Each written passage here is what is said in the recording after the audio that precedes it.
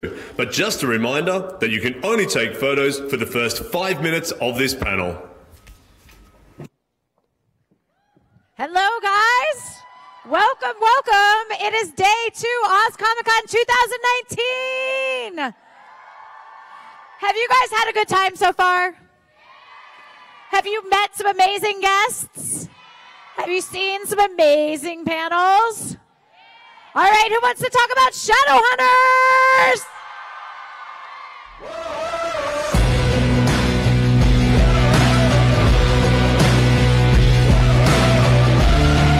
I'm a wanted man. I got blood on my hands. Do you understand? I'm a wanted man.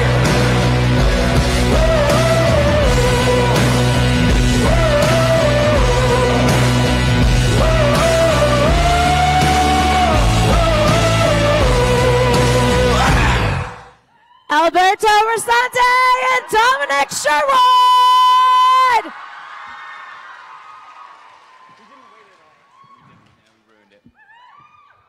Hi, you guys,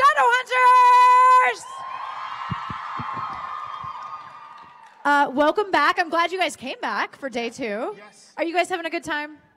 Yeah.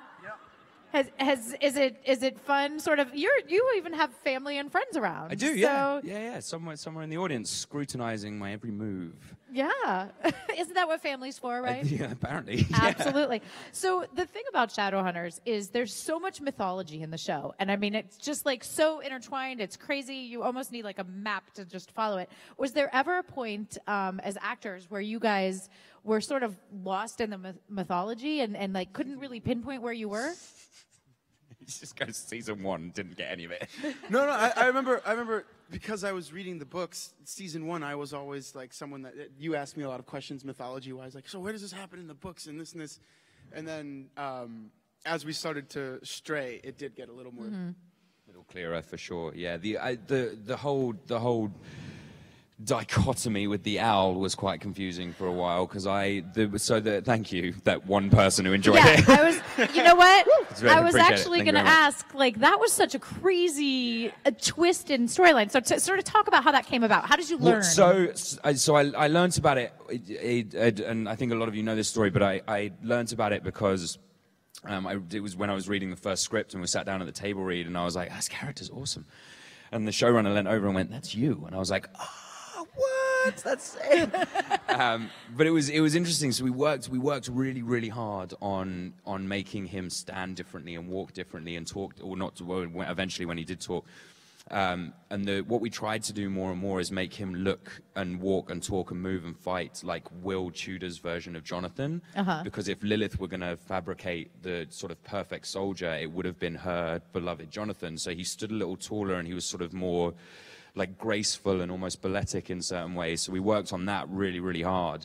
And then there was like a couple of little ticks that came from Jace's side of things. So yeah. What? I'm watching you up there. Oh, okay. More interesting. It's a good view, isn't it? Everyone looks better on TV. Well, I can't see me, but yeah, you know. Yeah, you're right, it is. It's better. Yeah. We should just do this from now on. That's neat. You can see the back of my head. Okay, so just so you guys know how TV works, we see that too. It's amazing. I mean... Yeah, incredible. The world of fantasy. So you really worked hard on creating that, like a different iteration. Yeah, make him entirely different to sort of not only throw off the audience, but then also to make it a very different character for me to play as well, which got more and more confusing because whilst I was playing the owl, I would use my British accent because Will's Jonathan was British. And then when I was Jace, I would snap back to my American accent, which was fine for the first week or so. Right. And then they started having me film in the morning as the owl, and then in the afternoon as Jace, so I'd have to switch halfway through. And then I think there were a couple of days where it was like, go and do the owl, go back, get changed, get wiped down, put your runes on, be Jace. And they were like, we missed something. Go put the owl mask back on. hardest day of filming on the show for either of you? Was there one day where it really sticks out? Could have been a day like that. One of the owl ones that, whilst we're on that topic, that was really rough. It was we were sort of still learning the mask and the costume, and it was all custom made, and it was beautiful. But we had rain towers that day. It was the first time with poor Tim Dempsey, that nurse that he was a really good actor, and he had one episode and got possessed and then died, and that was it. But so he was doing really well, bless him. And what we figured out fairly early on is that the mask let in rain at the top, but not out at the bottom. Just sort of midway through takes, like, I think I'm going to drown. Like, it's sort of watching water fill up this mask, which is insane. And then the way the owl sort of went through his possession was just like kneel over people, which is fine in genes that have some sort of stretch to them. And let me tell you, those did not. So literally first thing that happens is I go down and sort of, I don't know if you've ever seen a surprised owl, but it was like, and everyone's like, is everything you good? And I stand up, and I hadn't thought about it at all, but I was wearing bright orange boxers. Like thank God I was wearing some, to be honest. But like bright orange, and I stand up, sort of this like dejected, like, and I've ripped from like here to here, and they just go, costume? And they only had the one pair, so they had to duct tape me back into these jeans. Oh my gosh! Which obviously, because it was raining, the duct tape wouldn't stick to the pants, so it ended up being, to me, sort of taped my trousers back onto me. And if you watch that scene, what they came to terms with was the fact that all of it's going to be waist up. Like there's because I wore sweats by the end of it. They kept falling off, and they were just like, put some sweatpants on. So I've got like grey like Adidas sweats on. And no leg hair still. No, yes, still to this day, no leg hair whatsoever. It's wiped out. Yeah. That was better than waxing, you could say. Yeah. Alberto, you talked about the books. Were you a fan of the books before you auditioned for the show? No, I didn't know any of the material before. Okay, so neither of you had seen the movie either, the 2013? I'd seen the movie. I'd seen the movie for sure. I remember hearing about when the movie came out and seeing the trailer for that and being like, okay, that looks interesting. And that was my connection to it when I got the audition. Was like, oh, okay, I remember this movie. That's interesting. They're making a show. And then when the audition got serious, so after that round where you kind of just see a casting director and I went to LA, that's when I started reading the books and kind of like fell into this hole where I read them super quickly. Yeah. And as the stories diverged, is there something that was in the books that you feel like you would have really liked to have seen gone to the screen? Yeah, we talked about this yesterday. There were more moments of Simon's mundane life in the beginning with his friends, like Eric and Clary, and then and then also like, he had one friend. It's a joke, but we also got to see like in the books. The way that Simon and Jordan meet is that Jordan auditions to play to be Simon's lead singer of his band. Okay. And I wish that we got to see that instead of Simon's like one-man band which I'm so happy we got to see. But that whole world would have been cool. Yeah. That would have been really cool. Yeah. Anything? Did you? I mean, you obviously didn't read the books, but was there ever a moment? I read the first one. Just throwing me under the bus. No. I mean, in a good way. Sometimes as an actor, you don't want to have that. It's tricky. It was tricky. I think the one thing that Alberto you used to talk about a lot was like the war, like the big war that happens, and that was something that we were all like, wow, that'd be cool. 3, that giant battle that happens in Idris, like that would have been awesome. But turns out expensive, so we didn't do it. More expensive than the owl. Yeah. More expensive than the drowning mask. So at the end, the very end of the last, 2-part episode, we see Jace and he, looks at Clary, and there seems to be that recognition almost. Am I right to be hopeful about that? I think so. Yeah, I think the whole point of that scene was to develop this kind of cyclical storytelling that it sort of is almost restarting back from where it was, but then a continuation of where her memories could be and could flourish and come back and be her future with Jace. And I think that was the theory is to leave it in a very hopeful place. And I think hope is one of the main themes of the show. Now looking back on it and having like hope is what got Izzy. What? I said this in the meet and greet. I don't remember this. Did you? Verbatim. Nope. No. Who was in the meet and greet? Did he say this? Oh, okay, yeah. All right. But you know what? There were only 10 of them there, so, or, 20, however many. People would love to hear. Go ahead. Pick the right stage to say it. Like, I got sort of this very minimal group, and everyone else is going to be like, Alberto's so poetic. No, just it's one of the main themes of the show. So Hope. yeah, I think they pick it up again at the end. And yet your character seemed to resolve himself without Clary, you know, and let that go and let her go in a way. And so how did you sort of come to that resolution? I think he had no choice. Yeah? Yeah, he knew that the owl, the owl could come back. The owl was watching. The angels, personally, they're kind of scary. Also, if they have the ability to take away a power that they gave you, like that, to me, that felt very like, I don't want to trust them. So honestly, if they said, don't mess with Clary now that she's gone, I want to follow that to make sure that she continues to at least live and have a life, although that I might not be a part of it anymore. Simon's had to accept that once, so I think accepting that again was a little bit easier the second time, maybe. Yeah. What you guys both have extensive, stunts and fights and training. I want to hear a little bit about the training versus actually filming the scenes. Did you have an intense training regime? Go on. No, you go ahead. No, you go on. No, Please, you. No, you got it. No, go on. You train more, so you should. We have an hour. Yeah, We well, I keep can do this doing all day. for an I can do this hour. all day. I know. Yeah, so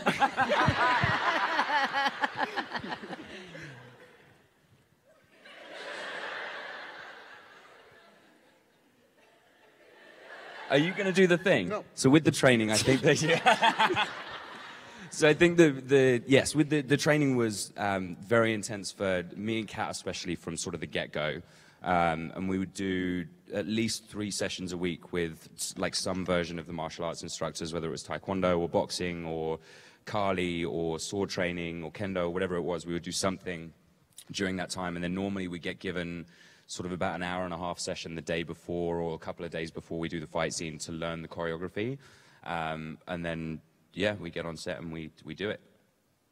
Same experience?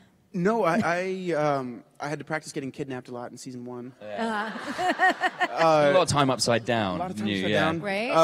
And then we did work out a lot with Nuno as well. That was something, season 1, Dom and I got in the gym right away. Season 2, Simon's vampire.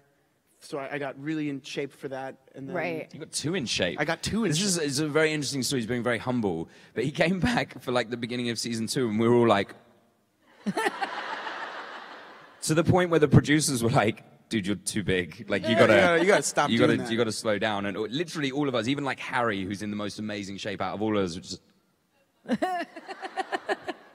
What? It's like, he was great. It was awesome, but then I realized it's like that's where like the actor has to come in and be like, no, what's right for the character, not what's Right. right for like your own. What do you like? This Simon, it couldn't be like that. So yeah. No, absolutely. I mean, Simon, there's a sense of like, I don't know, he has a real genuineness about him, and I think he's relatable in a way. So I can understand where maybe that dynamic of being extremely fit was a little bit, different. Well, we're going to open it up for the audience to ask some questions. So we'll bring up the lights a little bit. You guys know the drill. Raise your hand and someone with a mic will come around. And while they're getting themselves organized, do either of you guys have a sort of defining artistic moment in your career, or maybe someone that influenced you as an artist? Something that sticks out?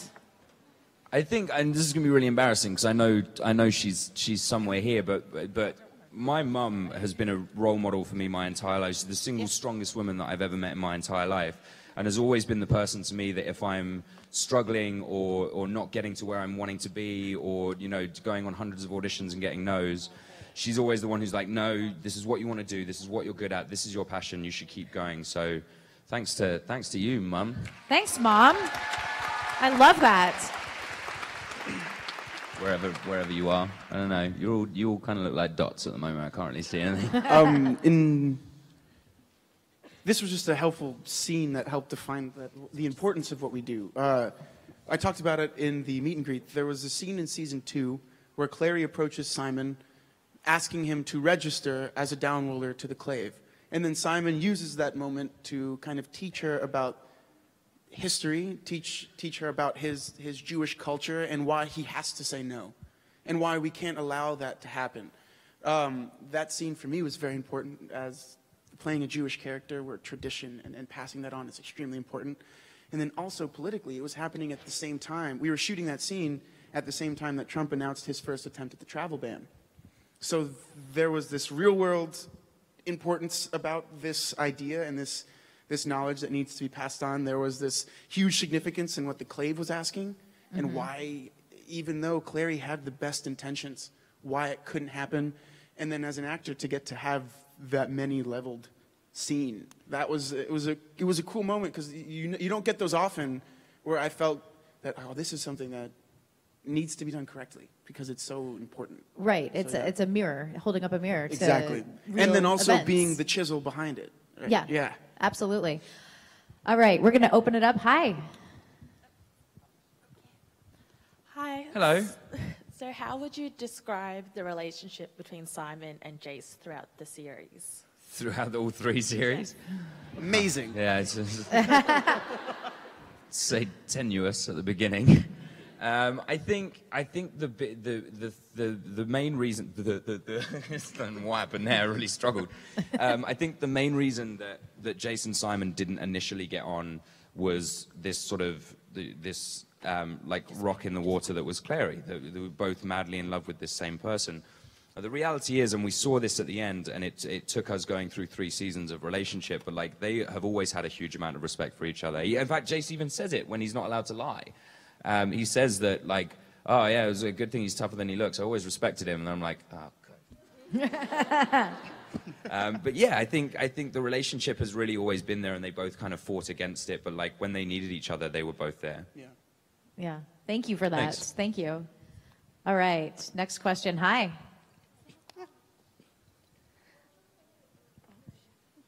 What's your favorite what? Wrong person. Rune. Wrong person. Oh, wrong person. That's okay. We can do that quickly. Favorite rune. I like the idea of a healing rune, because you fall, you drink too much, The hangover would be good. Like if you could, yeah, that'd be pretty neat. That'd be pretty good. The healing one. Oh, there was someone else. Oh, okay, cool. Well, we'll get to everyone's question, hopefully. Right. So go ahead and now you can ask yours. Hi, I was just wondering, what were your thoughts on the Magnus and Alec wedding? The good one though, not the first one. Yeah, the proper one. It was. We mentioned this again earlier in the meet and greet. That it was not only so wonderful because it was a culmination of stories that there was a bit of fluff in front of my face. Sorry, it's like going in my eyes. It was like this wonderful culmination of a story that we've all followed. Like as actors and as storytellers, and then also as audience members, we followed this character's like love blossom and turn into something that we always hoped would be an everlasting love between the two of them. And not only that, but it was right at the end of filming the end of the show, so it was real. It was a really beautiful culmination of everything that we've been working towards, and a real stamp on not just their story but everyone's story. That was like that sort of we'd all been working towards it. And for we a were all while. in the same room, and we got Yeah, it was beautiful, really beautiful. Which, by the way, in front of like what I can imagine is a room full of Malik fans. Can you imagine if we were like, I didn't like it, hated it, didn't like it? Thank you for that. Both your questions over there. Hi. Which Shadowhunter couple do you ship the most? Wait, Dom and I will say it on the count of 3. On the count of 3? Yeah. Will you give us a 3 count? 1. Or let's do 3, 2, 1. 3, 2, 1. Sizzy. Malik. Oh.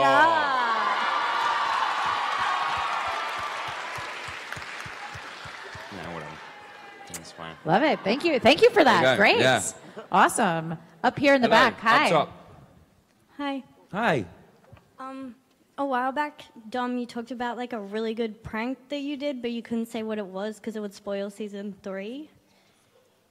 Do you know what I'm talking about? You talk. It would have been a spoiler for season 3. Yeah. But now season 3's done. So what's that I don't prank, know. Dom? Did I do it? I don't remember. I wasn't. Oh. maybe it was the.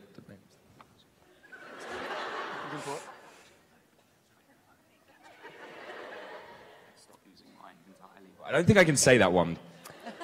Mostly just because it's kind of gross. And it also ended up not happening. I ended up not doing it. It was more sensible than that. Yeah. Sorry. We pretty much left the pranks in season 1. Yeah, like by the time we got to season 3, and again, this is something that we've mentioned to some people earlier, but by the time we got to season 3, everything was much more serious. Like the stakes were higher, acting-wise, and everyone was going through, character-wise, like a much wider array of emotions. So it was more serious, and it was more time to sort of buckle down and less time to mess about. I almost said. Yep. Yeah. I didn't. Nope. I didn't this time. That's great. I didn't. That whole question was based around the fact that I didn't spoil something. They said that you couldn't tell us because you didn't spoil anything. So there you go. Thank you for that. Thank you. All right. Hi. Hi. I'm just wondering if you didn't play the characters that you have. This is for both of you. What character would have liked to have played? Does this have to fit with like who we are as actors, or can it be any character? Any character. You know, the cool thing is there are a few characters that have really cool journeys, especially at specific points. And I think I've answered this question this way before once, where I was like, I would love to play Isabel when she's going through her whole addiction / when she's coming out of it and finding that strength within herself. I'd love to play Maris when she's coming to that understanding of accepting love. You know, there's so many pieces in the show, but if I had to pick one, I think Magnus would be the most fun. Like I think we all saw Harry have so much fun. But then also, like, a sort of fairly daunting feat as an actor, having already watched Harry do it really well. You know what I mean? Like, because right now, having seen what he's done, my answer would be anyone but Magnus. There's no way I'm trying to step into those shoes. I mean, you had an awesome awesome moments of high and low, and so did you. Season 1, your journey was dope. Like from mundane to like the burial and the resurrection, and then like the isolation and the loneliness. Oh, it was pretty rough, actually. Yeah, but then the same with you, where you don't know your family, and then you kind of lose like a connection to them, and then you fall in love with this amazing girl, and then she's your sister, and then she's not your sister. And then, so confusing. And then your dad, who's not your dad, is a jerk. Why did we sign on for this show? I don't know. But you know what? You brought up a good point. I think that the cast was so perfectly cast. Although it's fun to think about, it's hard to imagine anybody playing the roles, other than the people who did. So. Agreed. Yeah, for sure. Yeah. Thank you. Great question. Thank you. Yeah. Hi. Hi. Can you act out your favorite emojis? Act out your favorite. Come on. That's a new one. Act out your favorite emoji. Maybe just a facial expression. We're going to go with just the little, faces. Well, no, because mine's the poo one. I can... How do I act that out? I'll give you guys the 3 count. I'm not... All right. Do you want a 3 count for this, same time? No. Trying to help you out. I don't know how to act this one out, but it's the one with the glasses where he's kind of like cheekily smiling. That was good. I do the heart eyes one a lot, but I only have 2 hands, so here, do like... Why would you do it? Just do a heart. Oh, yeah, like that. That one. I love that emoji. That's my favorite. Thank you. All right. Next question. Hi. Hey. Hello. Did Cassandra Clare have any influence on the show at all? She visited set once during season 1 and like met all of us, and it was really cool to kind of get her blessing. But no, as soon as the show started, she had no influence other than the fact that she created all of the source material. Right. Yeah. Yeah. So no, except for all of it, basically. Thank you for that. Thank you. Hi. Hello. Hello again. Hi. I've got a question for Dom. In terms of... Nice. Hi. Nice. So Jace lost Clary a lot during the It wasn't great. Yeah, it wasn't a great protector. He tried. At times. Let's give him some credit. Yeah. I do want to ask, in terms of the ending and him losing in a really unexpected way for him, how do you think that he dealt with that throughout that year where she basically Yeah. had no idea who he was anymore. I think he's come to a point in his journey where he's more willing to be reliant on the people that are around him, and he has that whole speech that was really beautifully written, talking about how he was raised to be this perfect creature, and has, through meeting Clary and through his journey with Alec and Izzy and Simon and Magnus and all of the guys in the story, and Luke in a big way as well, and learning about his past with his mother Celine and where that came from and how that influenced who he was and is. I think he learned the real like thorough need for being able to rely on the people around him. So I think that's probably what he did. Now, sidebar. Just to be clear, Clary did go missing a lot. But if you go back and rewatch the seasons, because we counted it for a while, there's a whole period of time where all Jace says is, Clary, no, Clary, don't, Clary, stop. And every time she just goes, up she goes, and I'm like, well, I'm going to go try and save her, otherwise she's going to be dead again. Like, and there I go. And what happened at the end of season 2? I died. Cheers, Clary.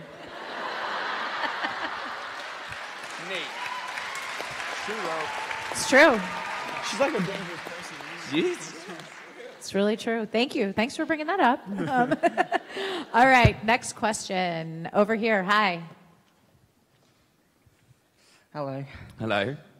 If you were on a desert island for a year and deserted, Yeah. what food and celebrity would you like to be on that desert island? What food and celebrity would we bring if we were deserted on a desert island? I would bring Dom Sherwood. Right. And silly, but okay.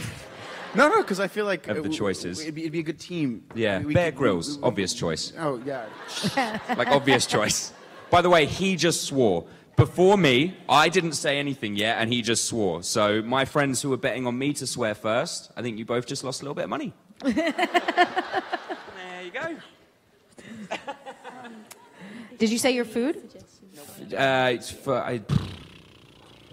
Is there food available on this deserted island? Like to hunt No, or none find? whatsoever. You have to bring one meal. Seeds. On a desert island. Yeah, you plant them. And you grow them. In sand? Yeah. You're very handsome. It's okay. Then is pregnant fish. Good. And let them swim in the ocean and go and fish more fish. You're not going to swim away. And a net.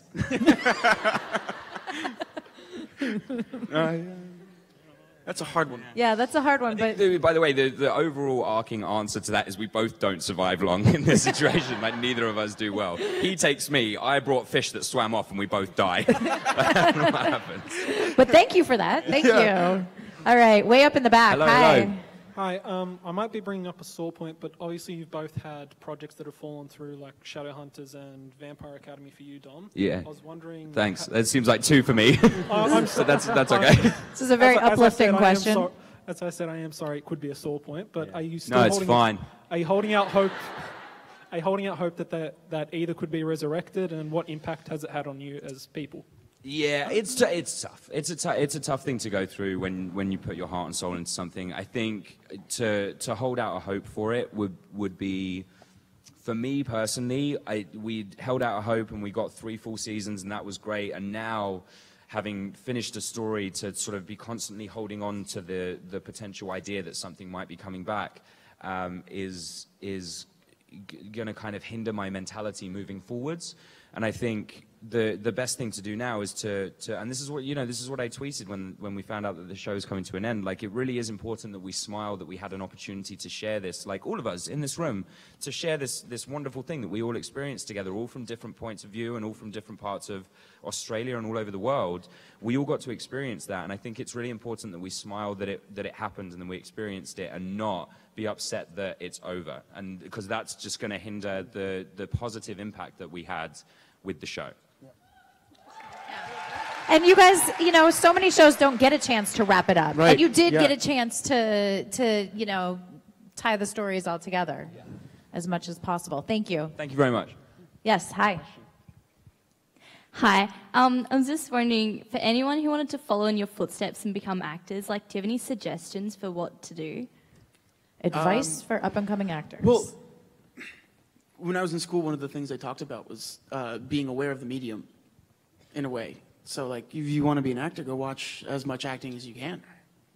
In all forms, go watch a lot of TV, good TV, go watch, in which we have a tremendous opportunity right now to do so. Go watch good movies, go watch good plays, musicals, dive into it, and then also pursue it endlessly. I said a quote in yesterday's meet and greet that I saved because I was like, oh, that's pretty cool. And it was like, on the journey of becoming who you aspire to be, you'll be tempted to quit many times because it's going to be hard. It's going to be something you love.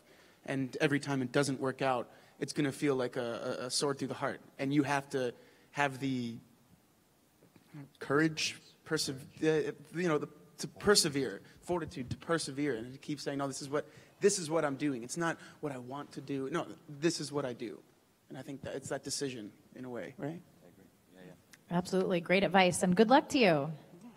All right, next question up here. Hi. Hi. Hi. If you could describe your lives as a movie or a song, which would it be and why? If you could describe your life as a Wow. movie or a song. Wow. The profundity of that question. Good grief. Hold. Well, you could maybe start movie or song. Which would you...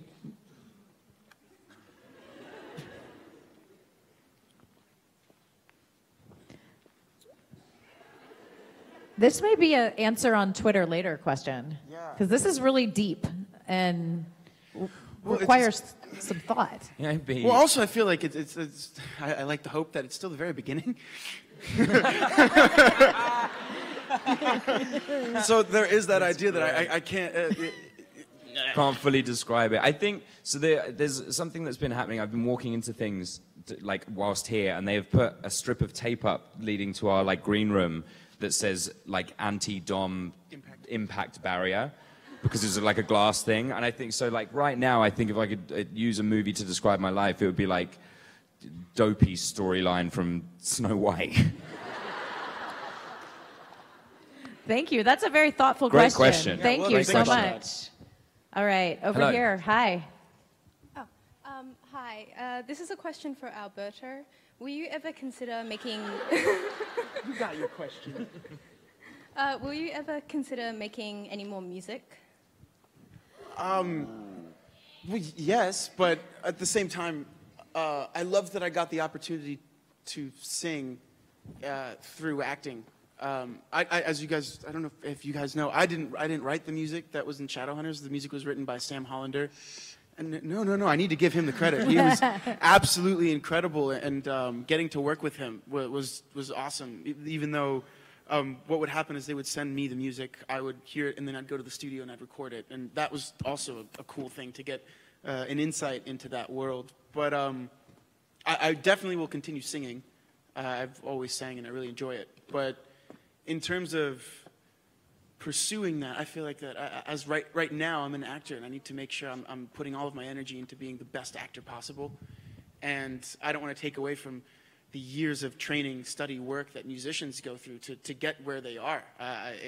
To me, it's this immense thing that I don't understand.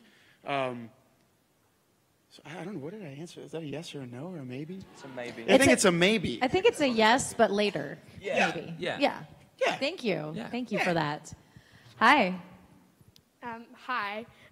What was your favorite prank pulled on the set for anyone by anyone? So,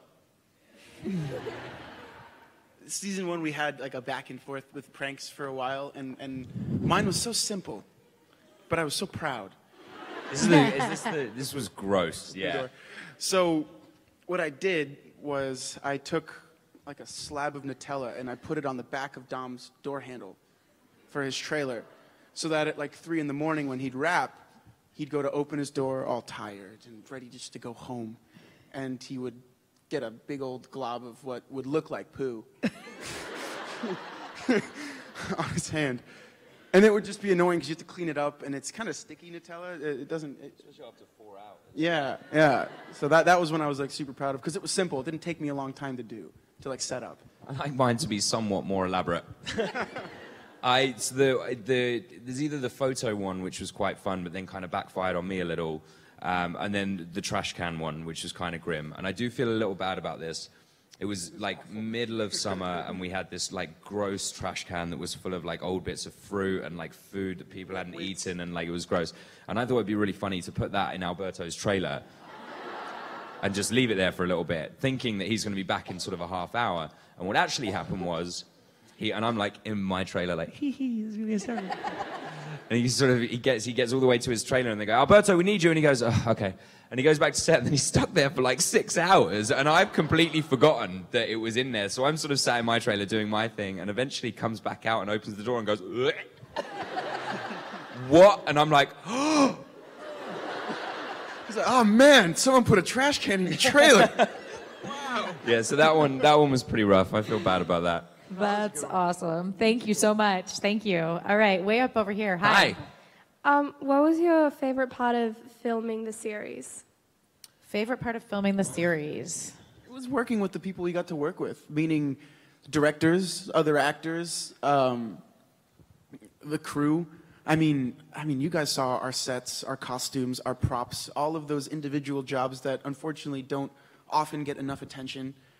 They were all so specific and amazing, and the people that worked with us were great. Like all of them. I think that's the thing I'm going to miss the most, is you don't know how often you're going to get on a job that everyone cares that much and everyone's that good at what they do and has that much fun. Yeah, I'd agree. There's nothing more I could add to that. That's absolutely correct. Yeah. Thank you. Thank you. All right. Hi. Hi. We saw you got to cuddle a kangaroo backstage. Yeah. Have you tried other Australian things like Vegemite or Tim Tam Slams? So we've not had a slam yet, but we've been given Tim Tams for sure. Yeah, and slammed. we have Marmite in the UK, and Vegemite is a thing that I've been having for a while. And we also had it on set because we had an Australian makeup artist, so we had that. Just P.S. Kangaroo was the cutest thing alive, but it did nip me a little. Like, and they said, and this is always like, my mum can attest to this. Like, this is always what I've been like. It's like, don't get too close to it because they might bite you. And I'm like, okay, no, oh my god, look how cute it is. And it was just playing, and it sort of had a little nip at me, which was even now I was just like, it's okay, you can do what you want. Look how cute you are. But yeah, the Tim Tam Slam is something I think we're going to probably try tonight, eh? Yeah. Neat. Thank you. Thanks. Thank you. All right, next question. Hi. Hi. Hi. So we're positioned to hate and feel sympathy for Jonathan Morgenstern at the same time. What are your opinions as Dom and on Alberto on how we should feel about him? Because he's such a two-sided character. Well, I think that's the cool thing about him, is that often we really like to villainize villains and really make our heroes out to be great humans, which is good. But at the same time, we have to recognize that no one is one thing. Everyone is a balance of something. And while we were able to see the hatred and evil in Jonathan at the end of his story, we also were able to see the loneliness he felt, the isolation he felt, and we were able to recognize that humanity in him that was like, oh wow, he was just this person that maybe any of us could become if the circumstances were correct. And I think one of the cool things that I talked to Tessa a lot about this season. If you guys know Tessa, she's the one who played Heidi. We're dating. She really liked that in season 3. One of the things that I think the show does well is it puts the audience in the position of reconciling with our heroes in a way where we will villainize some parts of what happens with villains, like torture we think is terrible, but we see Shadowhunters torture a demon. And while it's a demon, it's still torture, which is still wrong. So it's that thing, we're forced to confront the fact that everyone's human in that way. I don't like him. Plain and simple. He stabbed me. I don't like him. Thank you. Thank you so much. Yeah. Hi. Hi. So Hi. my mum always would go on about how you are exactly how she imagined Jace to be in the book. Is there any book that you've read of a show or movie that you thought imagined a different actor to play when it did go onto the screen? That's a good question. That is a I good think question. it's a question that comes up a lot, like with the born identities or like the. Oh, yeah. Yeah. Girl with the dragon tattoo. Like, these are characters that people love. I mean, the big one for me is when you read an autobiography and then someone else plays that character and you're like, well, when I read the autobiography, I was imagining Elton John because it's his story of his life. You know what I mean? So I'm not disappointed because Taron's wonderful, but I'm like, if you're talking about a direct translation from a book to a movie, I wasn't imagining Taron when I was reading Elton John's autobiography. I was imagining Elton John going through everything. Yeah. That's a good point. Yeah, thank you. Thank you for that. All right, hi. Hi. I was wondering, is there a prop or something on set that you wanted to take but you couldn't? Yes. No, I took them all. See, I couldn't carry this, but in Simon and Jordan's apartment, they had that amazing 1950s pinball machine. Oh, yeah, that would have been cool. I tried to get them to ship it to me. They said no. And then there was also another early, I think 40s or 50s pinball style thing on the wall that I asked to ship to me and they said no. But those two things would have been awesome to have in my...